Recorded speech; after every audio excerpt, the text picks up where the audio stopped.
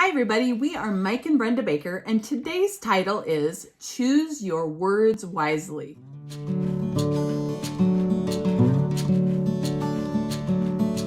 Okay, so once again, these are the 10 Ten Commandments. 10 Commandments, sorry. The 10 Commandments of the blended family.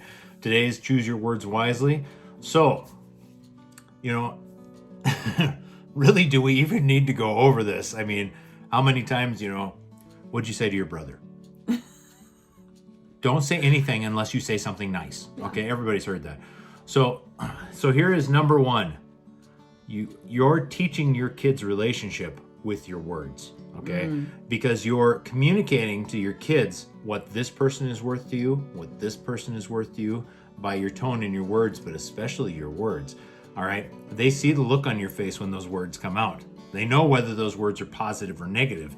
They see the look on your face when you turn away, and they know whether the words you're speaking about those people later on are negative or positive, and that includes your spouse. In fact, that's primarily who I'm talking about. Yeah. So in a blended family, you've got this dynamic where you could have stepkids that get along. You could have stepkids that are not getting along. But what are you communicating to them? Are you communicating that the ex-spouse who doesn't like you or doesn't like your spouse is correct, or are you communicating to them a strong marriage? Right.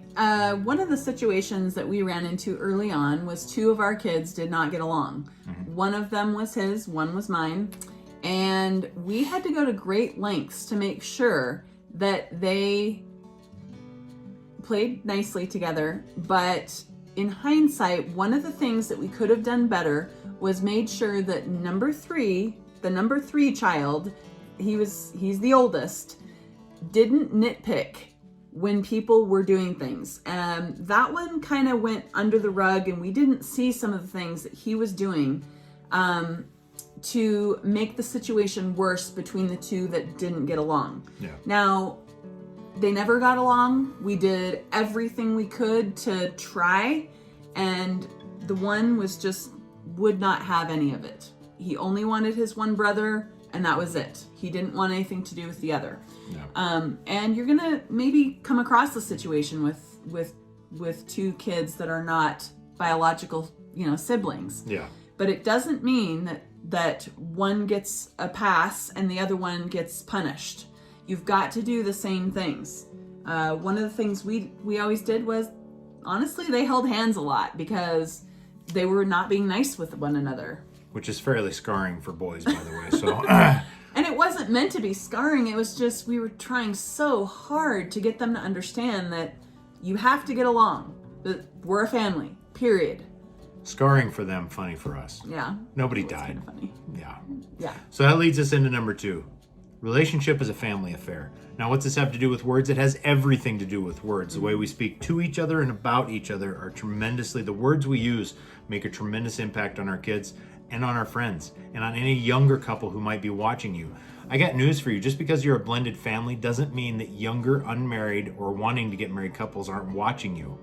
They're looking for the couples that have the fruit, okay? Yeah. They're looking at couples, say in their own, especially in churches, younger couples who are looking to get married are looking for couples that have a strong marriage, have a strong relationship.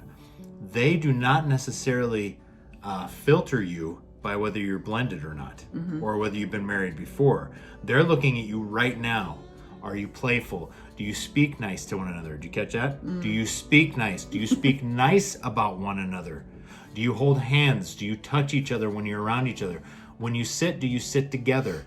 Or do you sit leaning apart if you're sitting together? I mean, there's all this body language, and words is huge, huge.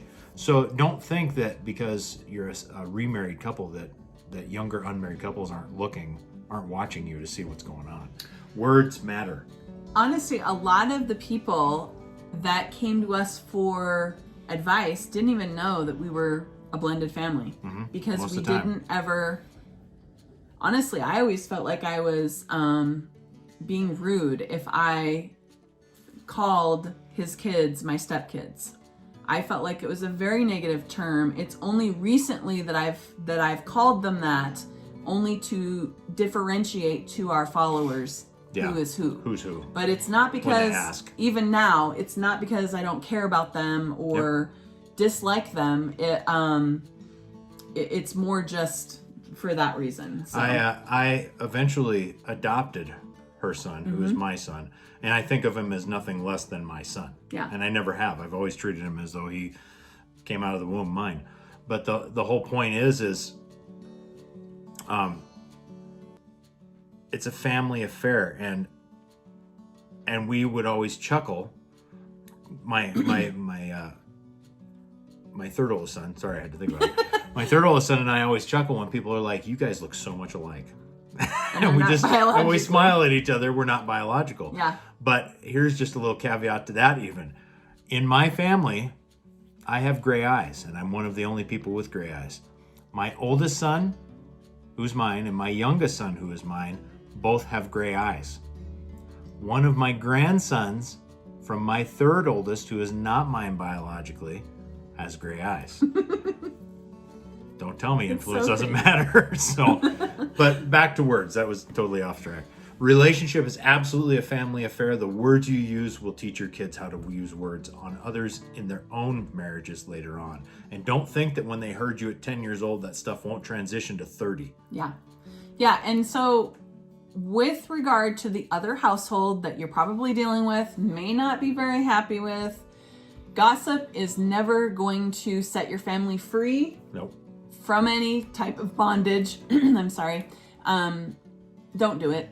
Just don't even engage in all that BS. It's not going to help you. It's not going to help your family. It's not going to help the kids that are going back and forth because they're hearing it from both sides. You got to rise above that. And honestly, that's one of the things I really wish we would have known sooner. Mike wasn't bad about it. I tended to be a scrapper, and I wanted my points known, and that didn't help anything. So don't do it. Don't go there. Yeah. So that brings us to number 3. You've all heard it.